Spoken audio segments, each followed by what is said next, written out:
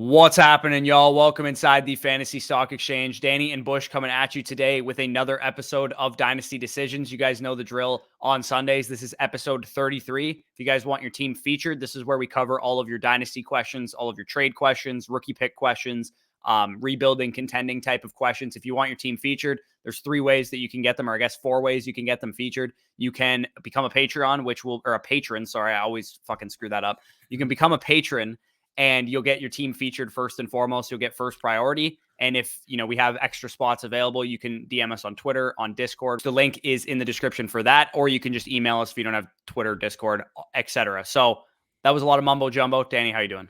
Doing well. And celebrating the birthday weekend, as you guys would have imagined. If you guys were in the live stream yesterday, you would have seen me live predict Amari Cooper to the Browns as it happened. But yeah, I'm ready to get back into some recorded content after a couple weeks of stressful exams. And what better way to do that than to head right back into Dynasty Decisions? Yeah, no kidding. So if you guys enjoy this video, like, comment, subscribe. Without further ado, let's hit the intro.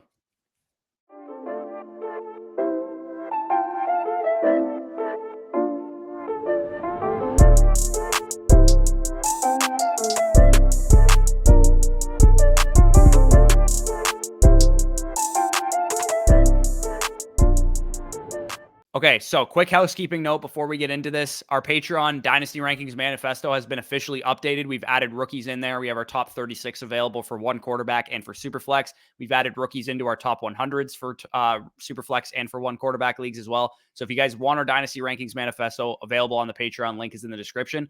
But also, we're going to be running a special new promotion going forward where you guys will get our Dynasty Rankings for the entire season if you simply sign up and deposit on Underdog using promo code FSE. Now, when you actually do this, it takes us like a day or two before we know who signed up and deposited. So just be patient. But we will email you a link to the Dynasty Rankings Manifesto simply by signing up on Underdog using promo code FSE. And you'll also get 100% match back on whatever you deposit on Underdog. So you get, bonus money if you put $50 in, you'll get an extra $50 on the site, and you'll get our Rankings Manifesto for free as a thank you. So that's a new promo that we're running. If you guys are curious and you just want our Dynasty Rankings and you don't want to just become a Patreon, you can do that as well. So now let's get into the actual video. Bryan Harris, the first team that we have here, he is a member of the Patreon. He is a patron of ours. Basically, he sends his team here, and his biggest question going forward is who he should target with his rookie picks in 2022 to help complete his roster. And also, he is looking to shop his 208 and potentially move up a few spots, which I think is a smart move because I think, once you get after about 203, 204, 205 area, the talent pool starts to drop off, and you're stuck looking at Zamir White and Wan'Dale Robinson types and stuff like that. So basically, what do you think is of his team? Where do you think he should go with his rookie picks? And what piece on his team would you package along with the 208 to potentially move up to like 203, 202 area? Yeah, so this is definitely an interesting question and definitely an interesting team. So you guys can see the team on the screen, and it's pretty well laid out. You got your studs there, your Lamar Jackson, ETN, AJ Brown, Kyle Pitts, J.K. Dobbins. Those are your cornerstone type of pieces. In terms of that 104, I'm just going to quickly answer that for you guys. Have heard throughout basically the last few weeks that top 5 for us is basically pick your poison. So for your specific instance, I mean, you could use an extra running back if you wanted to. You could also use an extra wide receiver. And if somehow Malik Willis were to fall to 104, you could also use that. I would just say be water, be fluid. If you love Breece Hall or you love Malik Willis or you love one of those wide receivers, just take the best player available at that pick. I wouldn't really try to just force one spot for this roster. In terms of moving up from the 208, I do agree that at about the mid-second round area is typically when we see the fall off this year. In terms of what I would be looking to do, maybe you can see like if DJ Chark ends up signing, with the Philadelphia Eagles on like a $10, $11 million deal and somebody's interested in buying him, maybe you could package the DJ Chark in the 208 and maybe move up into that early second round area. Somebody might be willing to do that type of deal with you. Yeah, and maybe you can't get up to like 202, 203 area. If you just want to move up to like 206 or 204 or something, KJ Hamler is kind of an interesting name just because he just got Russell Wilson. So if you wanted to package KJ Hamler, maybe even throw in like Jacoby Myers or something on top of it to somebody who might need some wide receiver depth, I think that might be a smart move because from 208 to 203 or 204 or whatever, you could be looking at, the difference between a wide receiver fall off and then you're looking at like Wan'Dale Robinson types or whatever, or you're looking at Sky Moore, Justin Ross, David George Bell Pickens types, which I think is going to make a bigger difference to your dynasty roster. So I do agree with you that you should be looking to move up from that 208. Maybe you want to wait until closer to the draft or after the draft to actually make that move, so you know who's going to be, relatively on the board, because maybe the draft ends up being a little bit deeper, and at 208 you'll be able to get one of those receivers that I just mentioned. But Yep. that's basically what I'd be looking to do as far as your 204 goes. Again, the guys that we just kind of mentioned, Pickens, Sky Moore, Justin Ross, David Bell is probably the direction I'd be going with that pick. If you want to go for a Tyler Algier or a Rachaad White or something like that, that also makes some sense with that pick. It's pretty clear to me that your team is well balanced, but could use some depth and hopefully some superstar talent to emerge elsewhere between Devontae Smith and Rashad Bateman and some of those other guys that could eventually become studs for you. He also has a trade that he made recently, and he didn't actually tell me if this was a super flex league. I'm just going to assume it's a super flex league, just based on the I think it's this league trade. Yeah. So Lamar Jackson, Chase Claypool, the 208, and a 2023 second is what he received in exchange for Aaron Rodgers, Michael Gallup, Russell Gage, and 2 first-round picks in 2023, 2024, a third and a second on top of that. So what are your thoughts on this deal? How do you kind of break this one down? I love his side here. The way I break it down is Lamar Jackson at minimum to me would at least be Rodgers in the 2-1s. Like, genuinely speaking, Rodgers, as good as he is, we don't necessarily know the certainty of his future. I don't even know if he's going to play past this year. So you're basically trading a 38, 39-year-old quarterback with an uncertain future for Lamar Jackson, who, in our opinion, is a locked and loaded top 5 overall startup pick.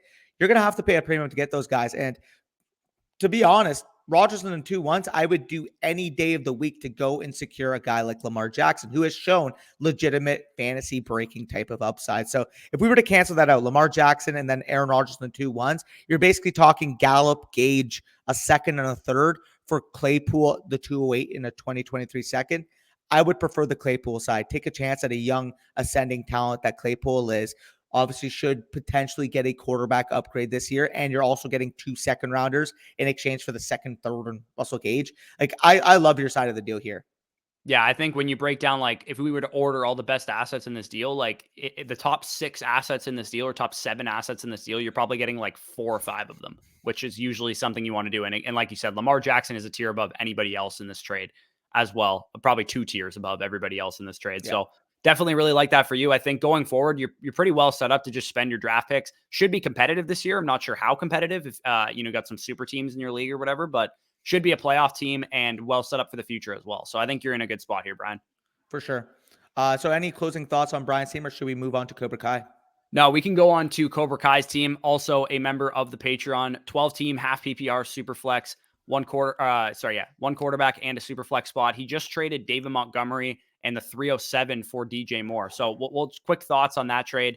I think that is a phenomenal move. I know David Montgomery is a good, running back. I think he's somewhat underrated in Dynasty, actually.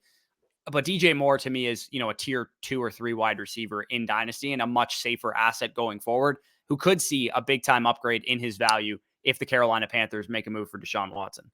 I fully agree. Again, this is your classic, home league that doesn't necessarily realize that running backs are a risky asset to really invest in Dynasty. So you're basically moving off of David Montgomery. Do I think he's a fine back? Absolutely. A younger back, probably going to be an RB2 at least for the next few years. But DJ Moore is an absolute stud. 25-year-old wide receiver coming off 160 plus targets commanded this past year, in line for a potential quarterback upgrade. I love the DJ Moore side here. And I think DJ Moore is one of the best buys in Dynasty Fantasy Football, because I feel like his reputation, he's not a touchdown scorer. He's not going to be a wide receiver 1. He's never shown that. Like, that's all a fugaz. Let your league mates talk that up and go scoop as many DJ Moore shares as possible. Yeah, and we were kind of talking about this on the heels of the Amari Cooper trade. The one thing you cannot say about DJ Moore is that this guy has not commanded an elite target share, because he has. Pretty much every season since he's been a rookie, he's been upwards of, a 26, 27% target share. And like you said, he just needs a quarterback, and eventually it should come. It doesn't seem like Carolina is content with going out and getting another Teddy Bridgewater level quarterback. It seems like they want a dude. And if it's not Deshaun Watson, it'll probably be a rookie in the draft, whether it's, Kenny Pickett or Malik Willis or whoever they seem to like in the draft. And I think at bare minimum, DJ Moore, if he is able to find his Deshaun Watson or his quarterback that's going to unlock what happened with DeAndre Hopkins a couple of years ago, we saw DeAndre Hopkins go from a back-end wide receiver 1 type, high-end wide receiver 2 type that he had been for most of his career to the wide receiver 1 in fantasy and in Dynasty as well. Yeah, no, absolutely. So overall, looking at this team, obviously your main building blocks here in that super flex: Herbert, Fields, Javonte, Barkley, Debo, DJ Moore, now Michael Thomas, Pat Fryman. So overall, a very well constructed team as a whole. Your draft capital this year, your 102, 109, 206, 401, and then all of your future picks. Basically, his questions that he kind of has here: after a down year last season, can I contend for 2022? And what are my main areas to improve on? Then we'll get into the other questions afterwards. So, can you contend in 2022 without a quarterback 3 and without? I think your window is actually 2023. Just looking at the overall layout of your team, do I think you're a well constructed team? Yes, but I think 2023 is actually going to be your year. Yeah, I do as well, but I do think if things break right for you and that 102, the 109, and maybe your second round pick, you hit on a guy that can contribute to your team, I think you could absolutely compete this year. If you go, and we can kind of just transition into his next question, who should he target at 102 and 109? If you go with whoever, Malik Willis or Breece Hall, he says, if my first thought is that if Willis is there at 102, I'm going to pick him because I need a third quarterback, but I'm just going to pick Breece Hall if he's not there. And I think that's probably the appropriate evaluation of this team.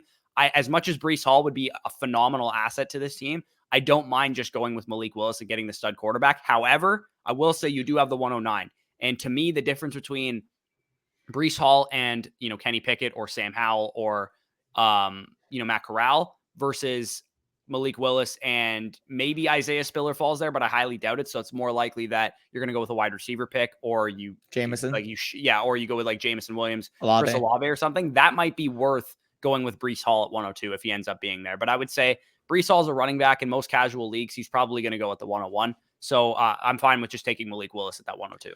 For sure. Again, like either or, both work.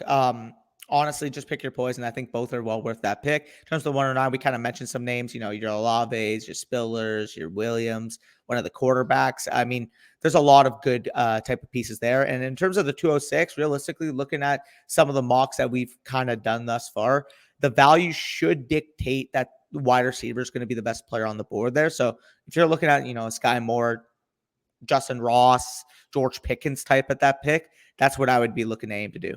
Yeah, most of the mocks that I've seen, I did a mock draft on BDG's channel with a bunch of industry people, and David Bell was sliding, man. David Bell is worth a 206 pick easily, in my opinion. I have a higher grade right now on David Bell than I have on Jameson Williams, and obviously I'm not going to stick to that grade for the most part because I expect David Bell to be drafted probably in the third or fourth round of the actual NFL draft, and Jameson Williams is going to be drafted in the first or second round in the NFL draft. But I view this player, and he tested exactly how I thought he was going to test. He wasn't going to run fast. He wasn't going to be a superstar athlete, but what he is a very, very good separator with elite hands. And I comped him to Jarvis Landry. Jarvis Landry didn't test well either. And we know for a fact that testing for wide receivers is not nearly as sticky as it is for running backs and, tight ends as well. So David Bell at the 206 would be a guy that I would be, running to the podium, metaphorically to turn in the pick. Absolutely. And again, before we move on to the next team, I'm glad you mentioned that. For those watching, people might say, well, if you're overvaluing the combine for a guy like Breece Hall, why are we undervaluing it for a guy like David Bell? The combine for running backs is a lot more indicative because we're talking about a position in general that is very dependent on its surroundings as a whole. So if you don't have a running back that is at minimum an adequate to elite athlete, they are not going to meet that elite level upside. Because quite frankly, if you have a plotter type of running back, realistically, their ceiling is probably RB6, RB7. Like realistically, and that's if they're in a perfect situation with an elite offensive line, a great quarterback, and a great offense.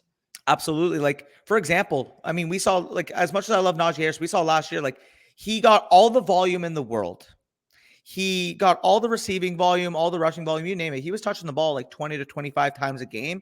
And I don't realistically see a scenario where he can be a Christian McCaffrey, where he could be a Jonathan Taylor, simply because he doesn't have that elite level athleticism that those guys have. Right. And not to mention, I got new information about Breece Hall at the combine, that he's an elite athlete, not a good athlete. And I got the same information about David Bell, that he's not that good of an athlete. I knew he wasn't that good of an athlete on his film. Breece Hall, I was a little bit off on. And like you said, it is more relevant for the running back position. So, long-winded speech in between things there. We got Caleb Lawrence's team. The next team that we're going to talk about here, also a member of the Patreon. He has his team listed. It's a super flex. Like, this guy's team's stacked. I'm not even going to read it, but you just look at Oh his my team God, and it's yeah. really, really good. In a super flex format, he has Herbert, Burrow, Watson, Zach Wilson, CMC, Gibson, Barkley, Dobbins, AJ Brown, Waddle, DJ Moore, Terry McLaurin, Elijah Moore, Michael Pittman Jr., Rashad Bateman, Michael Thomas, Mike Evans, and DeAndre Hopkins at wide receiver. So Nuts. stupid. I hope you have like 40 flex spots in this league. George Kittle, Noah Fant, Irv Smith also has the 108, 205, 208 this year, and some late round picks. So the main thing he was looking for was just some thoughts on his recent trade. And on the surface, I would say that this trade might favor the side that you gave away. But looking at the context of your team, I understand why you made the trade. Now, on the screen, you guys should be able to see it. He traded away Justin Fields and Kareem Hunt and the 101. So some Fields in the 101 specifically. We're talking about, top 3-4 round startup picks at minimum. In exchange for Jalen Waddle, a first rounder in 2023, and the 205. And I mean, the fifth rounder doesn't really matter. So I love Jalen Waddle. I think you may have overpaid a little bit. Unless this 2023 first, you can tell me for sure, Early. is like going to be really, really early. I think you probably overpaid for Jalen Waddle, but I understand why you're going to get a stud wide receiver, because your team, you don't like, if Justin Fields was still on this roster, he's your quarterback 4, like from Herbert, Burrow, and Watson. Yeah, no, again, I fully agree here. Like, do I think you overpaid at surface level? Yes, but I mean, we don't know the context of that first round pick. I mean, Commissioner could be on full rebuild, though. I mean, him getting Kareem Hunt on a full rebuild would be kind of sketch. But But he either did way, get like, I mean, Fields in the 101, which would indicate maybe he's rebuilding. potentially, yeah. So if that picks, early to mid, like, yeah, for sure. Like, I think this is probably relative value. On the face level, yeah, you overpay. But I mean, this fucking team is so stacked to the point that you getting your wide receiver 2 would be more valuable to you than losing your quarterback 4.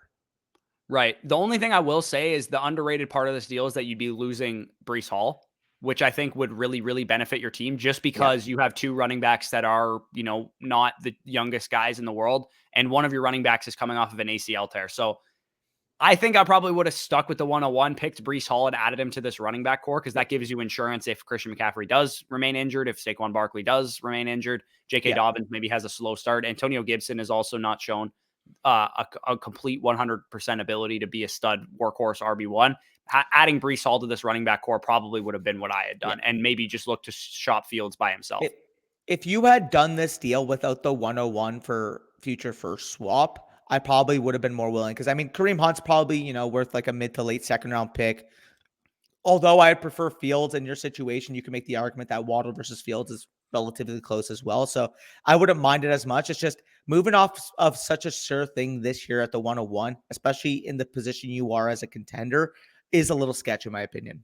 The one thing I will say is that he did actually tell me, I just saw this, that one of his Yep. 2023 picks is early to mid. So I'm assuming it's this one, because his other pick is just his. I'm assuming. So Okay. that pick being early to mid definitely helps, because if you do have a shot at Gibbs, at Bijan, at those guys, I'm okay giving up on Breece Hall, because I think Bijan Robinson versus Breece Hall is not a contest. As good as Breece Hall is, I think Bijan Robinson's going to be a generational caliber running back prospect who's going to get first round draft capital for sure. So I'm okay with it, knowing that this pick could be Bijan Robinson, but again, you're taking some risk there. For sure. And he also says here, the other thing I'm looking at is piecing Bateman in a smaller piece like Gainwell to grab a decent running back. He's been eyeing a guy like Josh Jacobs. And looking at it, I mean, you got Bateman here. He's like your wide receiver 10, 7 or 8. this year. It's crazy good team. If you could do that move and get a Josh Jacobs, especially given the context of your team, I don't hate it as well. I mean, I don't think you absolutely need a running back, because I mean, those 4 you have at the top are pretty amazing pieces once they are healthy. But I mean, if you're in the season and Dobbins is kind of slow coming off the ACL, or Barkley, but I think it's smart to make that move before the season, knowing that Jacobs will be more valuable in season than he is right now. That's fair. I think that might not be the worst idea. And if you can't get Jacobs, I don't mind going after Montgomery or ETN or somebody kind of in that similar tier. I like ETN the most there. Yeah.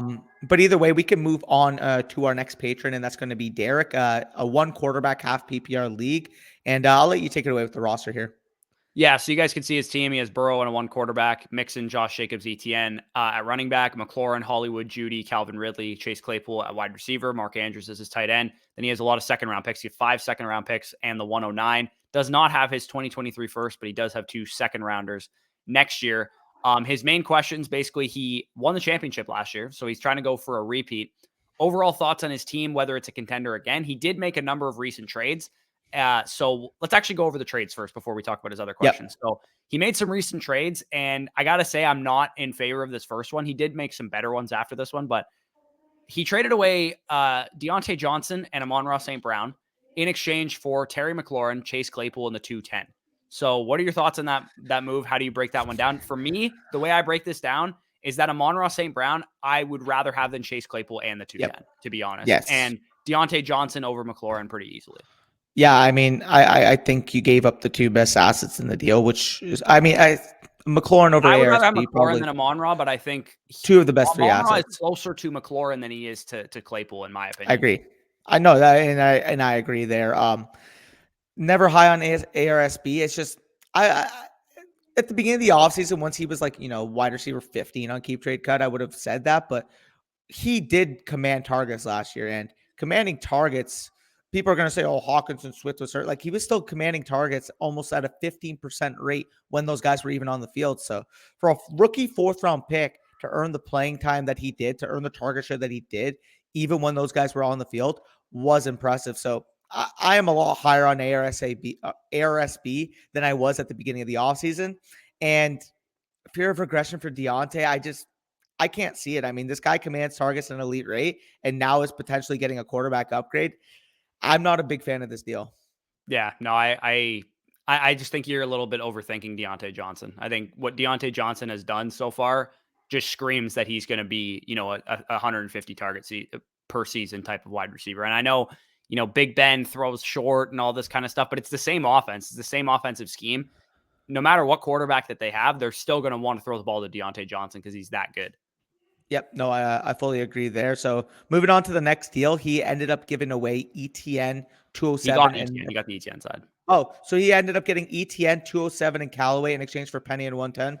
Phenomenal deal. I mean, in my personal opinion, Penny for the 207 or Penny for even 207 and Callaway, whatever, wash that up. I think Penny in the 110 is not enough to get ETN. That's what I think. So you could just take that Penny for 110 for ETN. I would easily take ETN there. But that's what I mean. Like, if you wanted to equate value to Penny, like 207 and Callaway, let's just say, and I would much rather ETN than the 110 anyway. So, I mean, either way we break it down, give me ETN. Yeah, exactly. Yeah. He's the clear best asset in this deal. The 110, you're going to get a solid player there, but it's a one quarterback league. So you're probably not even going to get Olave or Jameson Williams with that pick. You're probably more so looking at George Pickens or like Rashad White or Tyler Algier or, any wide receiver that I can name, Christian Watson, somebody like that, which is, a fine player, but I'll take Travis Etienne there. Yep, in that deal. Moving on to the next trade, we got he received Calvin Ridley, the 109 for DJ Chark, a 2023 first, and the 204. That's a pretty fair deal, in my opinion. I mean, taking the plunge on Calvin Ridley, I understand some people are like, oh, I wouldn't give more than a third for Ridley, yada, yada. I've been seeing so much discourse. This guy commands targets at an elite rate when he's on the field. I understand he's not going to be playing in 2022, but if you're going to buy a player with an elite level ceiling, I don't mind moving this. I would say that if you wanted to equate Ridley for Chark in the 204 is probably. That's what I was going to say. Ridley for Chark in the 204. And then again, as a contender, if you want the 109 comparative to what you expect to be a mid to late 2023 first, I don't mind moving up a year if you're planning on contending. So overall, I think this is relatively an even deal. I might slightly lean the other side of this one with the 2023 first, depending on where it ends up being, but I don't think this is a crazy trade to make. This next deal, I think you won for sure. Hollywood Brown for the 204 and the 208. Give me Hollywood Brown. 100%. I don't even have to spend any time on that. And then the final trade here was Ramondre Stevenson, Joey Bosa, a 2023 first, 2022 second, and a 2023 second for Najee Harris. So again, we can't really speak on Joey Bosa because it's, an IDP player, but what do you think about a first and 2 seconds in Ramondre Stevenson for Najee Harris, basically? Well, I mean, I would say that 2 2023 ones would probably be Najee, in my opinion. So, I mean, if you wanted to substitute Ramondre, the 2 seconds, I would probably rather a first there, but I don't know what Joey Bosa's value is in IDP, but all I know is he's one of the best defensive ends in the entire NFL. So I'm assuming he's going to be pretty decently valuable. So once you factor that in as well, I like your side here, getting that big package for Najee Harris, who we both think is going to be one of the more interesting candidates next offseason when he's going to be closing in on 25, going into his third year when he's nearing that age apex. Yeah, 100%. I think definitely the package side of things is what stands out to me. I Yep. like Najee Harris, don't get me wrong, but honestly, you give me a package like this for most players, like that aren't, the elite top 6 overall Yep. players, like it's going to be intriguing. So I do like your side of things. You add a, bit of a war chest in draft capital there. He also has a couple possible trades there. 207 for Tua Tagovailoa. He has the 207, so this would be a trade for him. So one quarterback league. Are you okay giving up that pick for Tua? Or are you going to keep that pick? In a one quarterback league, I don't mind getting that 207. Yeah, he has the 207, so he would be Oh, trading away the 207 for Tua. oh no. I mean, let me see who's this. I mean, you He got doesn't have Burrow. it listed, so I'm assuming he doesn't really have that good of a second quarterback. I'd look for someone better than Tua in a one quarterback league if you're going to give up a second round pick I'd rather personally. get Zach Wilson or something if Yeah. you can. Maybe give up I think he has an earlier two. I would rather give up the 205 for Zach Wilson than the 207 for Tua personally. Yep. No, I agree right there. And he also has a possible trade here. Jacobs, the 207. Pollard side. Jacobs and the 207 for Pollard in the 104. So he has Jacobs in the 207. He'd be giving that up for Pollard in the 104. Yeah, no, do this trade instead. Easily give me Pollard in the 104 here. I'm locked into one of the top 3 wide receivers or Breece Hall. And I mean, Pollard to me is worth more than the 207 already. So basically, you're giving up Jacobs here for one of the top 3 wide receivers or Breece Hall. I would go do this deal out of the possible trades you have listed here.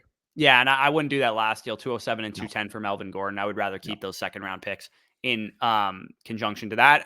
The other questions that he has here, and then we'll move on to the next team. Should I keep picks and draft youth for the coming years, or should I keep trading picks for more studs? I mean, it looks like you're a very active trader. So if value presents itself, by all means, trade the picks. You don't need to spend them, especially given that you have 5 second rounders.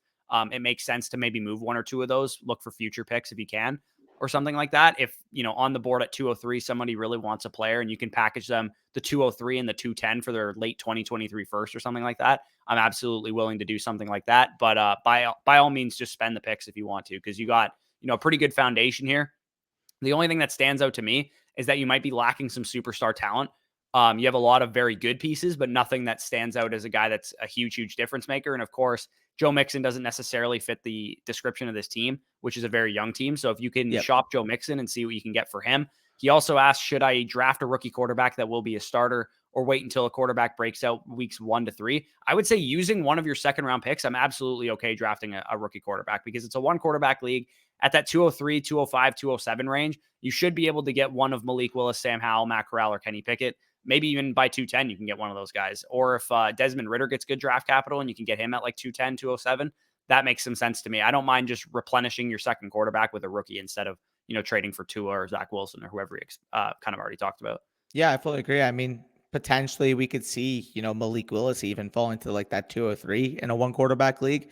I wouldn't mind taking the plunge there. You got your stability with Burrow, maybe getting in like that upside shot that Malik Willis would represent.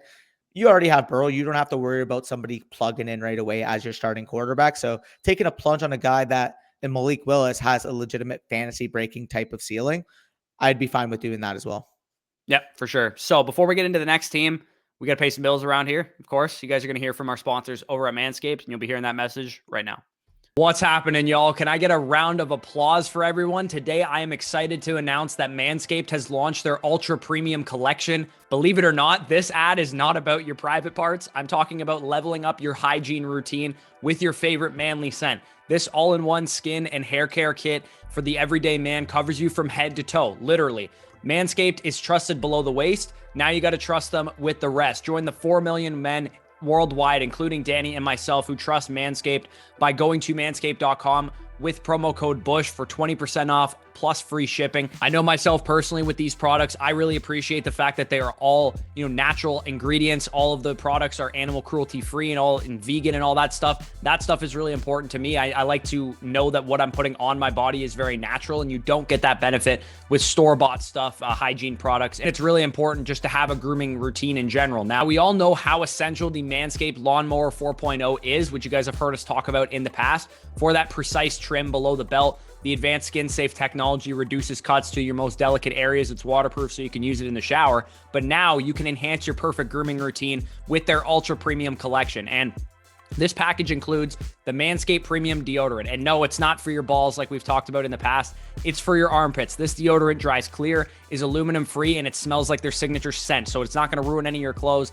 It's very natural. It smells great. Hydrating body moisturizer. If you have tattoos or if you have issues with dry skin in the winter, it's designed to keep your skin feeling clean, smooth, and smelling fresh as well. Body wash to lather you up with their infused aloe vera and sea salt shower gel. Again, very natural ingredients. You love knowing what's going on your body. 2-in-1 shampoo and conditioner to clean your scalp with one easy step. Plus a free gift, a 3-pack of lip balm that's made up with ingredients with vitamin E, peppermint, eucalyptus oil to keep those chappers feeling moist. That's 4 products plus a gift inside their ultra premium collection. Huge score. All of these products are cruelty-free, paraben-free, vegan-friendly, dye-free, the best products, best ingredients, zero compromise. This is how you're going to use them. You hop into the shower, scrub a dub-dub with the Manscaped body wash, lather your hair up, 2-in-1 shampoo conditioner to keep your noggin feeling good, dry off and spray the hydrating body moisturizer to reinvigorate your dry skin, and put on the Manscaped deodorant for, obvious reasons, and put on that Manscaped lip balm as well, because if you guys are, you have a spouse, significant other,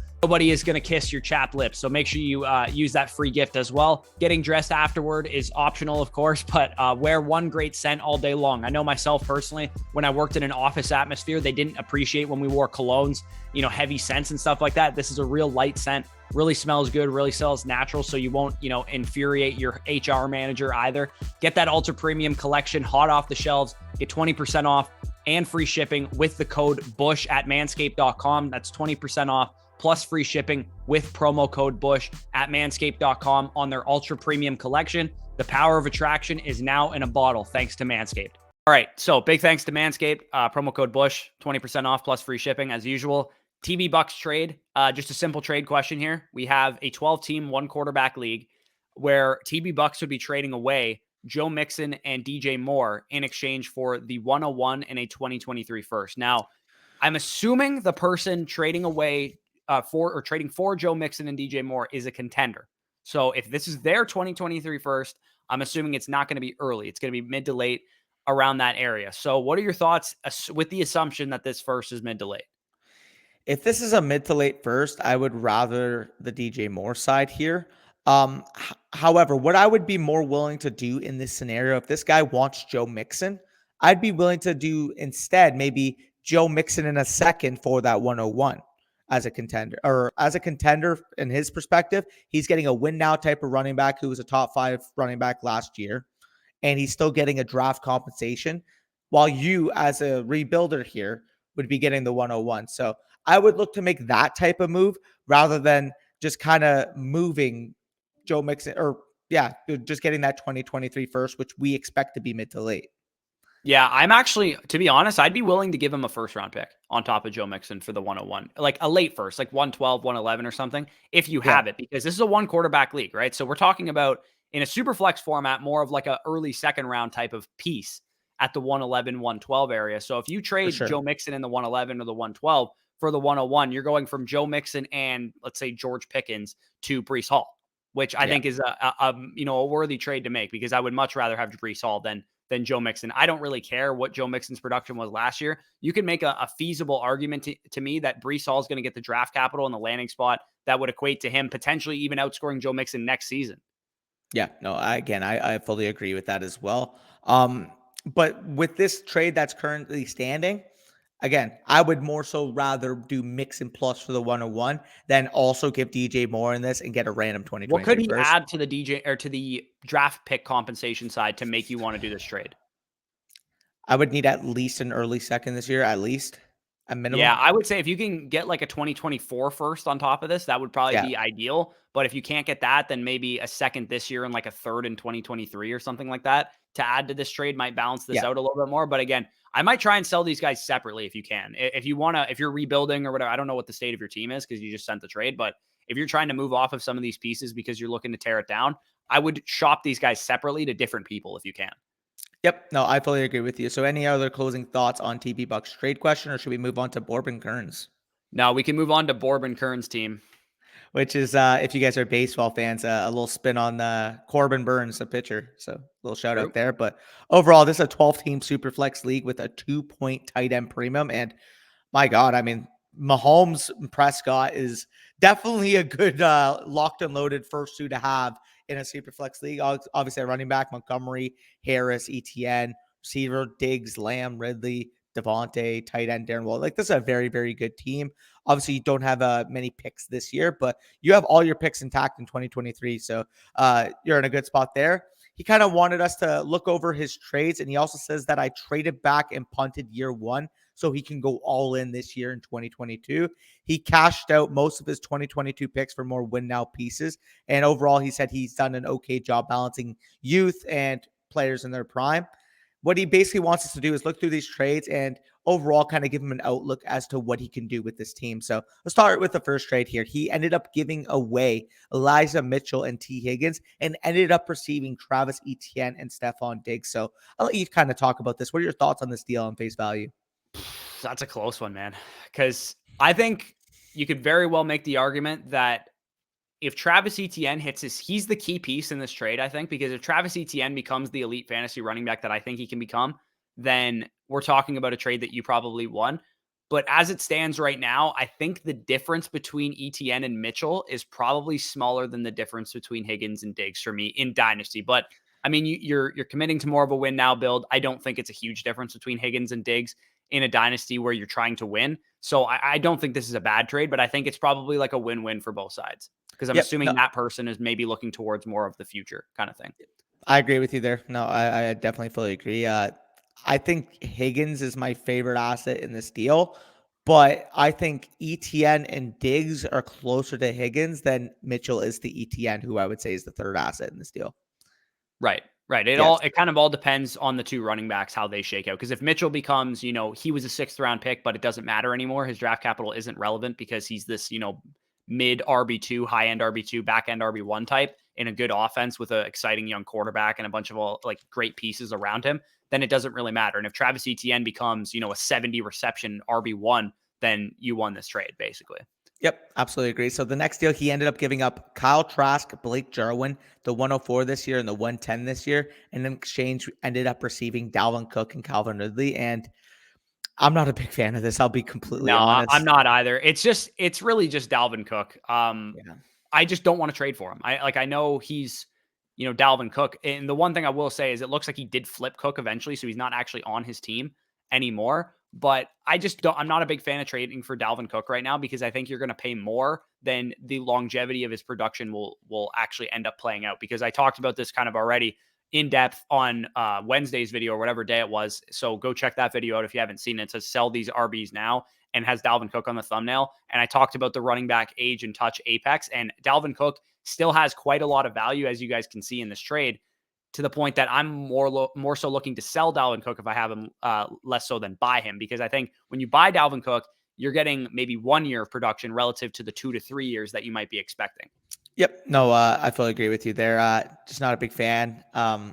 If this was Calvin Ridley without his suspension this year, this would probably be relatively fair market value as a whole. But once you take that factor in, And maybe he made this before that happened too. Potentially, yeah. So then let's get on to the next deal. He ended up giving up Baker Mayfield, Jerry Jeudy in the 102 in exchange for Dak Prescott. Let's just say that 102 is going to end up being Hall or Willis. So let's say Willis, Jerry Jeudy, and Mayfield for Dak Prescott. Where are you leaning there?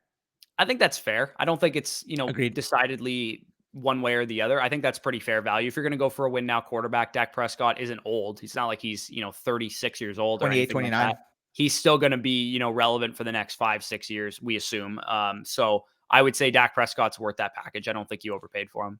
Yep. No, I absolutely agree. If I'm looking at this, Dak Prescott's is, a 1-2 turn type of startup pick. So you're moving up Willis, who's probably going to end up being, for the consensus, an early fourth. Third. Yeah, I would say early to mid third pick is where he's probably going to end up. We'll say mid third then. I don't know. Some people are going to, make some Fugazi concerns about them. I would personally be able to pick him in the early third, but market value may not be right up to par with where we're at on him. And if we're talking about, Jerry Jeudy, 108 probably value. Probably. Yeah. And then Baker Mayfield is probably an early 2. So 102, 108, and then early 2 for Dak Prescott. I think that's a relatively fair deal, especially if you're a contender. Dak Prescott's going to be a top 10, top 8 potential quarterback this year. I'm well worth making this deal. Yep, for sure. So the next trade that he made here was Trevor Lawrence, Rashad Bateman, Hunter Renfrow, the 108 and the 202, but for the granddaddy of them all, pretty much, Yeah. in Patrick Mahomes. So the way I break this kind of trade down is Trevor Lawrence. On top of Trevor Lawrence, what would you need to move off of Patrick Mahomes if you were the Patrick Mahomes owner? At minimum, probably 2 1s and 2 2s. Yeah, like I need quite a bit. Like I like Trevor Lawrence. I think, he's like the most I second most talented prospect I've ever Yeah. seen behind Joe Burrow. But this is a dude that I still have question marks about. He's not a slam dunk that he's going to be a superstar fantasy quarterback. I didn't see enough of him as a rookie to know that he's going to be some stud fantasy quarterback. So I would need quite a bit of draft capital on top of him. If we want to equate these guys, Hunter Renfrow to me is like the 112, 201 type of range in terms of the dynasty asset. I would say probably the same for Rashad Bateman type of area. So we're talking about a bunch of late firsts, early seconds for on top of Trevor Lawrence for Patrick Mahomes. I think this is a pretty fair trade. And, sometimes you want to just take the elite asset in some of these moves where you're getting a bunch of pieces. And Patrick Mahomes absolutely is the elite asset here. 100%. I like Patrick Mahomes' side here as well. This next deal, Davis Mills and Gabe Davis from Devontae Smith. Give me Devontae Smith every day of the week. This is not even close. I would take Easy. Devontae Smith easily. Yep. And then the final deal here, he ended up giving up the 111, Dalvin Cook and Hunter Henry in exchange for David Montgomery and Darren Waller. I like this trade better than the other Dalvin Cook one. Yeah, sure. I like it better. Am I the biggest fan of it? No. Like, if I were to get more of a, young pass catching back, like with, legitimate, like top 5 type of ceiling, I'd rather that. Like, if this was like, he already has ETN on his team, so that would have been. I mean, if it's J.K. Dobbins instead, or Antonio Gibson or Cam Akers, then this is definitely a better trade. But I would rather have David Montgomery than Dalvin Cook. So to me, those two things cancel out. I think Darren Waller and a 2-point tight end premium is more valuable than the 111. That's fair too. Yeah, no, I definitely didn't consider the 2-point tight end premium. With that, as a contending team, I think this is more than fair then. Yeah, for sure. So let's move on to the final team of the video, which is JHeebs Team. So I'll let you take it away with him. For sure. So you guys, actually, I'll just take it away with him since I'm already talking. Aaron Rodgers, David Montgomery, Terry McLaurin, Elijah Moore, TJ Hawkinson, Dallas Goedert looks like his starters. He's also got some other pieces here. This one looks to be kind of like maybe an orphan team or a team that maybe he needs to do some work on. So some of the trades that he made, we'll just go over those real quick. He traded away the 105, a 2023 first, and a 2023 second in exchange for Elijah Moore, David Montgomery, and Dalton Schultz. So how do you kind of break this one down? I would say, so first of all, I would rather Elijah Moore than really any other player, potentially barring Breece Hall in this entire class. So with that in mind, I would say his value is at minimum the 102. Well, at minimum the 102. So if you wanted to say, if you wanted to say the 105 and a 2023 second gives you Elijah Moore, I think that's probably. I'd say the Schultz and Elijah Moore for the 105 and the 2023 second should be pretty fair value. And then it's just Montgomery for a 2023 first is the way I would have broken that down. Which if I had a 2023 first, I probably wouldn't be looking for a Monty type if I was going to part with it. But I don't know. I would have rather just have gone out for Elijah Moore on his own than have gotten Monty in the deal and given that extra 2023 first personally.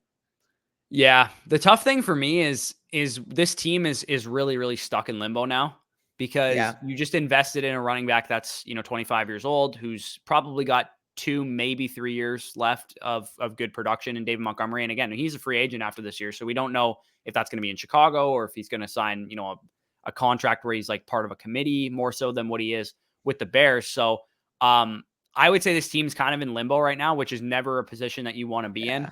And it's tough, man. You got to, I would say, kind of see what you have for the most part for the first season that you're with this. I think this is a startup or a team that you just orphaned or something. Yeah. I would see what you have. And if you got guys popping off, I'd probably be looking to sell them. If Aaron Rodgers is like the quarterback 1 in fantasy, I would be looking to sell him. If David Montgomery is the top 10 running back that he's been the last couple of years, I'd probably be looking to sell him again. I think you might have jumped the gun on going for a bit of a, a competitive type of team because CEH is my RB2. Like that scares the shit out of me. And even if CEH is like way better than he's been to this point in his career, and honestly, what he's done to this point in his career doesn't inspire any confidence in me that he can even be an RB2, let alone an RB1 type.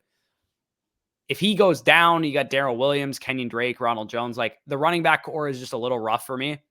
Yeah. And I'm fine going with a lower or like a weaker running back core, but you better have elite wide receivers. And you have two good wide receivers that I really believe in. And Hunter Renfrow is definitely a solid guy to have. But I mean, unless Allen Robinson signs some elite contract where he's back to being a wide receiver one, I think you're going to be a little depleted at that position. Not to mention that if this is a super flex league, you don't have a legitimate quarterback three. And yeah, you have two good tight end or three good tight ends, but unless tight ends are just like a super premium piece to trade away in your league, I think you got some work to do. Yep. No, again, I fully agree. I would try to gear towards personally 2024. And if that's my frame of mind, Aaron Rodgers, Terry McLaurin, Hunter Renfrow, Robert Woods, Allen Robinson, basically every like piece older than 25, 26. Elijah Moore is I'd be really the only taking. guy I'm looking to hold on to. Agreed. Yeah. And maybe But if you by all means, if you want to try and compete this year, go ahead. But by week 6, week 7, you're gonna have to make a decision for sure. Yep. No, I absolutely agree there. So any other thoughts on JHeebs Team, or should we wrap this video up? We can wrap this video up. I think, yeah, again, if you guys want to be a part of these going forward, patreon.com/fantasy stock exchange. Link is in the description for that. That's the easiest way to come on these episodes. Twitter, Discord, you guys can reach out to us on there. Email, if you don't have either of those available, are linked in the description as well. If you guys are interested in our Dynasty rankings, like I said, Patreon is how you can get them. Or you could deposit on Underdog Fantasy using promo code FSE. You will get 100% match back on whatever you deposit. And then within a day or two, we should have you hooked up to the Dynasty Rankings Manifesto, where you can find our top 36 for Superflex one quarterback rookie rankings. You can find our quarterback, running back, wide receiver, tight end rankings for Dynasty. You can find our bucketed rankings by age tier, basically. You can also find our top 100s for Superflex and one quarterback startups as well. So without further ado, guys, if you enjoyed, like, comment, subscribe. Peace out. We'll talk to you soon.